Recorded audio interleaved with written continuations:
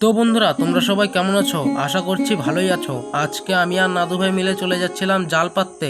আর অনেক দিন পর জালটা পেতে দেখবো কি কি মাছ ওঠে সকালবেলা। আর হ্যাঁ, আমরা যে দিক দিয়ে যাচ্ছিলাম সেখানে অনেক জঙ্গল এবং অন্ধকার ছিল। এই রাস্তা যেতে কি না যেতেই আমরা চলে এসেছিলাম মাঠে। আর মাঠে আসতেই কি না আসতে দেখলাম অনেক জঙ্গল হয়ে গেছে এবং অনেক ঘাস হয়ে গেছে। এই ঘাসগুলো দেখে তো আমার মাথাই খারাপ হয়ে গেল। তো প্রথমেই একটু ঘুরে নিলাম এদিক এইদিক কোথায় মাছ পাওয়া যায়। তো লাস্টে আমরা তো এই জায়গাটাই বেছে নিয়েছিলাম। তো বন্ধুরা, তারপরে তো আমি জালটা পেতে দিয়ে যাই। কালকে এসে দেখবো কি কি মাছ পাই সকালবেলা।